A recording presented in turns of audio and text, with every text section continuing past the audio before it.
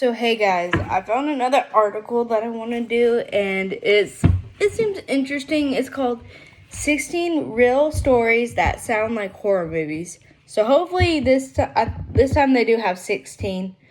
Okay, so this time they actually have 16. So that's good because last time the article it didn't have like the 12 like it said it did.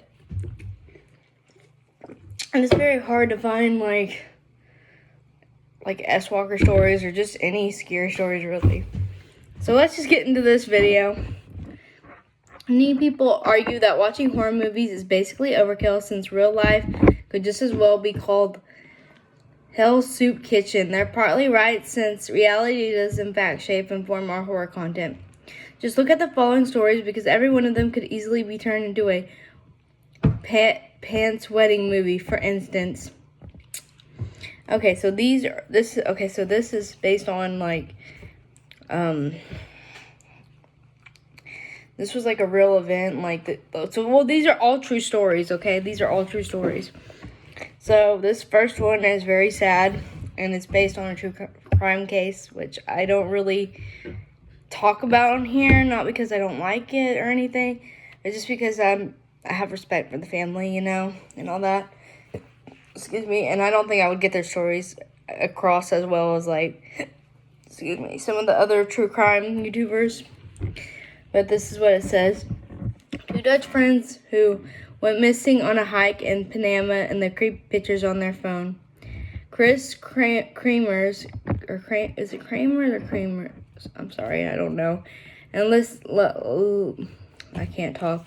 Lisanne Froome went hiking in 2014 and disappeared. Photos of their hike suggest that they may have traveled off the path and deep into the forest. Soon they were making phone calls to the Dutch emergency line, but couldn't get through. 9 weeks later, the girls' backpack was discovered, and bone fragments were found near a river, as well as a boot with a foot inside. The photos authorities recovered from the phone were super eerie, with most of them taken in the dark for 8 straight days. Now that's a sad story. I don't know how you. I mean, I understand if you made a movie out of that, but I just feel like it would be disrespectful to make a movie based on these poor girls going missing, and their case is extremely, extremely sad, and it upset me a lot. So we're just going to move on. So I think they made a movie similar to this already. So it says the Airbnb rental with hidden cameras in it. They've already made tons of movies like this, sounding a lot like the plot of The Rental. Sans all the murder, an Airbnb in Longboat Key, Florida, was found to be rigged with hidden cameras, filming the unaware house guests who ironically gave rave reviews of the place. The owner claimed that the cameras were consenting sex parties, but no one bought his story, especially since none of the occupants were filmed, gave their consent, or even knew about the cameras. Now that would be a good movie. Sorry, got bar on my teeth. But that would be a better movie than number 16, because number 16 is super sad. But I think they made a lot of movies similar to that already, somebody watching people through cameras and stuff. Okay, this one's called The Scariest Shark Story Ever. In 1986, a group of 5 friends were sailing a yacht from Maryland to Florida when they capsized during a storm. For 5 days, they floated on a dinghy without food or water, surrounded by tiger sharks, and watched in horror as 2 of their friends lost their grip on reality, dived into the ocean, and became shark food. A third died from blood poisoning and was fed to the sharks. Only 2 survived. Okay, that's more sad than anything. That's horrible. Oh my gosh, I'm so sorry to those people. Oh my god, that is scary. And I know I laughed at the beginning, but I didn't know how serious it was going to be. I thought it was just somebody swimming away from a shark or whatever. or they hit a shark on the head with something. But no, that's so sad. That's scary. Excuse me. And I thought they made a movie about that. Let's see. Let me see how old this article is. It's from 2020. Oh my gosh. I think they already made a movie like this, though. Yeah, it's sad. School bus kidnapping where the kids were almost buried alive. Oh, I've heard this story. This one is terrifying. In 1976, a bus driver and school kids were overcome by 3 men, taken to a quarry, and forced to climb down into an abandoned van buried underneath the ground. The men who kidnapped them wanted ransom money, and the kids were down in that dark van for 16 hours with oxygen running out before they managed to stack some mattresses and escape through a metal plate in the roof. Now, I heard this story, and these kids, they survived, and they're smart, and I'm like, I would be terrified. I would be claustrophobic down there, and I would be freaking out and panicking, and I wouldn't be thinking the way that these kids did, how they escaped, Plus, I'm terrified of heights, so yeah, I'd probably die down there. But the way that they stack these mattresses up and escape, that is so amazing to me. It just proves kids are really, really smart. Really, really smart. Okay, this next one is another story I've heard. It's very sad, too. So let's just get into this. The skiers who mysteriously died on Dead Mountain. Yeah, that's terrifying. A group of skiers were hiking in the Ural Mountains of Russia when a blizzard hit. They camped out for the night, but something terrifying happened because when all 9 of their bodies were discovered, it was clear that they fled their campsite half-dressed with bare feet straight into the storm in the middle of the night. Some of them had broken bones. One had a crushed skull. What happened to the group remains the talk of a lot of conspiracy theories. So it was basically a complete mystery. No one really knows what happened to them. That would make for an interesting movie, but maybe not when it's based off of something so horrific like this. Also, they left out, another one was missing their tongue, which was extremely scary and super, super sad. We'll never know what happened to these poor people. And I can't imagine, that's so scary and sad. And a lot of people thought maybe they were acting, or they were acting this way because they were, frozen. They're basically freezing to death or whatever, had frostbite. But I don't know. That doesn't explain the broken ribs or the crushed skull or even one of them missing their tongues. So it's just a very, very, very, very sad story. The people who knowingly slept on top of a corpse in a motel. Yeah, that one's gross and scary. For almost 2 months, guests complained about a foul odor in a room of a motel before a woman's body was discovered encased in the bed. Her boyfriend and father of her kids was found guilty for her murder. So that's also an urban legend, but the story turned out to be true, which is so sad, so scary, and it's disgusting that her body was under the bed the whole time, and people were sleeping on top of her body and not realizing that her body was there. And the fact that her boyfriend did that to her that's just horrible. He's messed up. I pray for that woman and her family. The family who was played by Garden Ceramics. I'm sorry, this one sounds a little funny. A family in Southern California thought it was a prank when a bunch of ceramics appeared in their garden one day, but the creepy things didn't stop coming. Over 50 pieces showed up in about a month, with some in menacing positions as if they were supposed to stare at the family watching them. So that sounds like someone is just playing a creepy prank and just keeping it going and not stopping, That would be a good movie, honestly. It's not as bad as some of these other ones so far, so I agree with making that a movie, because It's creepy, but it's not the scariest thing on here or the saddest thing on here. But yeah, that's weird. I'm sure somebody's doing that to them.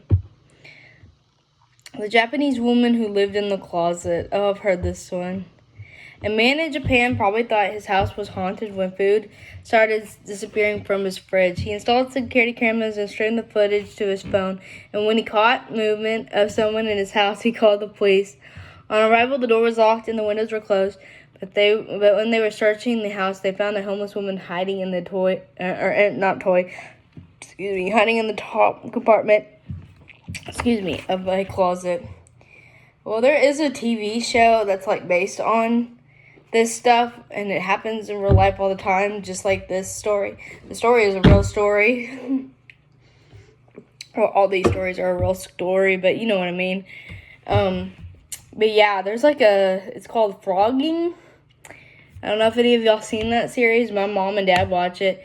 It's where people live in your house, and you don't know that they're living in your house until, like, or I guess you get, like, I don't know, like, you just get a feeling that someone's in your house.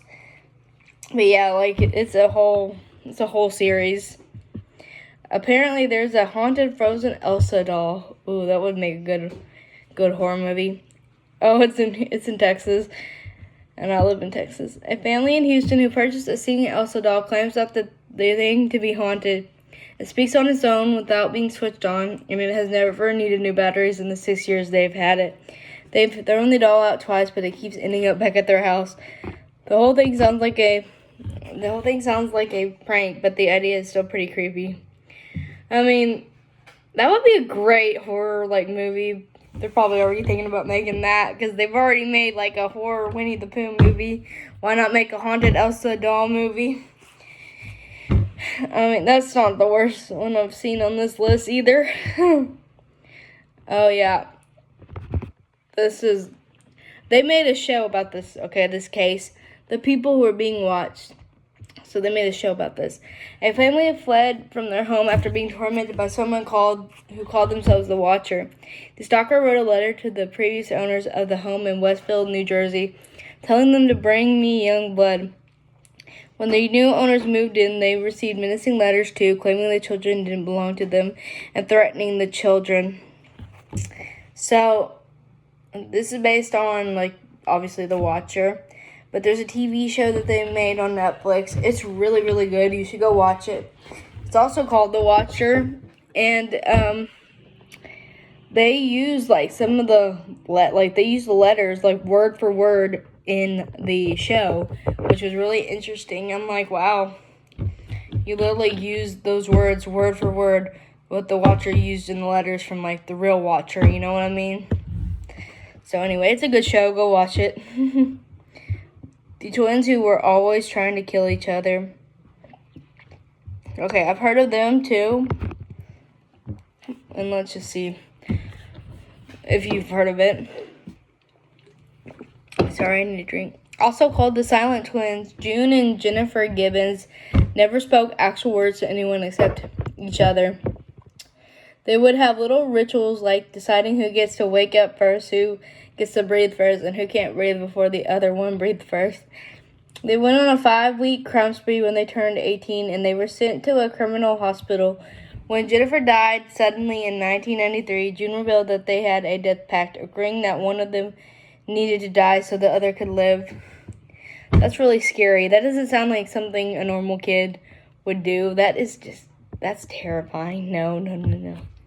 If my kids were having a death pact, I would, need to get them evaluated or something. That is just so scary and so sad, too. It's like, why did your sibling need to die so you could live? I don't know. I know they couldn't be separated. They were always together, so they couldn't be separated. So maybe that's why. It's really weird. A ghost hunter stabbed himself in the Axe Murder House. Oh my god, that's so sad and scary. The famous, I'm going to butcher this, Basilica Axe Murder House in Iowa. I'm sorry, I can't pronounce it. is thought to be haunted by the family murdered there in 1912. In 2014, a group of paranormal investigators stayed at the house overnight. One of them, Robert Stephen Lorson Jr., was alone in his bedroom when he started calling for help on a two-way radio. The group found him stabbed in the chest and he was rushed to the hospital. The accident happened around 12:45 a.m., the same time as the 1912 murders. So I wonder if maybe a ghost did it? I don't know. I don't think that would make sense. But that is scary. I would never go back to that house if that happened to me. I'm just saying. I'm not a ghost hunter, so I wouldn't go there in the first place. But that is awful. That's so scary. Really, really scary. The babysitter who disappeared. In 1945, a Wisconsin teenager named Evelyn Hartley was babysitting a little girl, but when she failed to call her parents to check in, they became worried. When they went to the house, they found the doors locked. The baby sleeping safely, but no Evelyn. The place was scattered with Evelyn's belongings, and one of her shoes was found in the basement. There was also a window missing down there, pry marks on some of the windows, and footprints of an intruder. Despite all the evidence the case produced, no one ever found her. Ed Gein has been linked to the case as he was in town on the night of her disappearance. So, if you don't know, Ed Gein is a serial killer. Or actually not really a serial killer because he only technically killed 2 women, I believe.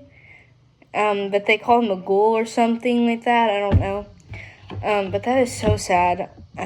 Poor Evelyn. I wonder what happened to her. And it's so sad that there's so much evidence, but they never found her. That is so, so sad. And that breaks my heart. And if Ed Gein has something to do with it, that's even worse because he was weird. He was creepy. I'm sorry, I just need to clear my throat because I read like a lot of long stories in the other article. The North London exorcism gone wrong. There's a lot of movies like this though. Kennedy Ife, 26, lost his mind one day when he started biting his dad and threatened to cut off his penis. Oh my God. His mother went to a minister asking for help, and Kennedy was restrained for 3 days to cure him of the evil spirits causing his distress. He died. His entire family stood trial for manslaughter, but all of them were found not guilty.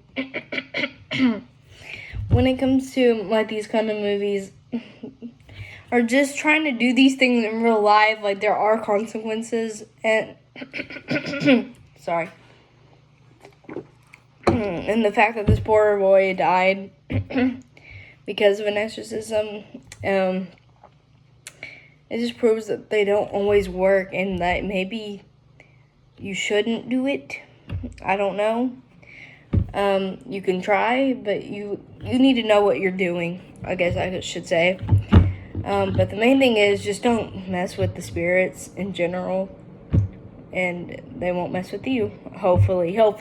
That's not always the case, but that story is sad and tragic. I'm so sorry to that family and that poor boy. The Pennsylvania house with dead animals in the walls. The Britzes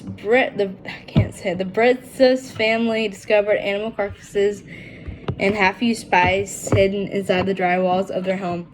It is believed to be the remains of Dutch magic called powwow that was used to heal all sorts of troubles. Powwow originated in the culture of Pennsylvania Dutch, but the magic also caused a brutal murder to occur back in 1928. Well, that's why you don't play with dark magic, you don't play with spirits, you don't mess with this shit because bad things happen. Bad things happen a lot, and the fact that they were finding animal carcasses in their home is just disturbing and disgusting at so many levels. So let's not do that, guys. Let's not play with that. And finally, the last one. The man who phoned his family even though he was already dead. Oh, I've heard this story. It's so sad. In 2008, a Metrolink train crashed in the northern San Fernando Valley, killing 25 people, including Charles Peck, who died instantly. Notification. Oh, no, don't go. Sorry, it went to a different website. Let me start over. In 2008, a Metrolink train crashed in the northern San Fernando Valley, killing 25 people, including Charles Peck, who died instantly. His family, however, started getting calls throughout the night from his phone. The calls kept coming for about 12 hours, and when they answered, there was only silence on the other end. His phone probably went haywire from the crash, probably. Or maybe he was calling to tell them, like, hey, I'm going to be okay. I'm going to the other side. I'll see you soon when you get there. And it's just a sad and tragic thing. But a lot of people have gotten calls from their loved ones to tell them that they're going home, basically. I recently heard a story about this lady that, a woman getting called by her aunt, I think, or maybe it was her great-grandma. She said to tell her grandma that she was going home. So it was her grandma's mom, her great-grandma. She said to tell Elsie she was going home. And so her great-grandma had told her that, and she had passed away. And so the grandma, the daughter, had found out that her mom had passed away. And it was very, very sad. It was super, super sad. And just like this is super, super sad, but I feel like maybe his spirit was trying to tell his family, like, hey, I'm going to be okay. I'm calling you one last time, even though I'm past. And I just want you to know I'm okay. That sort of thing. And I'm sorry to leave on such like a sad note. Like, man, that was super, super sad. But these have been 16 real stories that sound like horror movies that possibly could be turned into horror movies, or they already have something that's like horror movies. I don't know. I would say the Elsa Haunted Doll one should be a movie, and the ones with the gnomes, the ceramics or whatever, that should be a horror movie right there, because haunted dolls and ceramics are kind of creepy, no offense to anyone who collects like all those things. I just personally find them creepy. But anyway, I'm gonna go, guys. I'm sorry this one was such a long video. I hope you enjoyed, though. I'll leave the link to this article down below if you want to read it yourself. There are pictures and stuff attached to these, which I'm not going to show in this video. None of them are bad. You should go to the article to see them. Excuse me, I'm sorry. I'm burping like as I'm drinking the soda. I'm going to go. See you guys in the next one. Bye.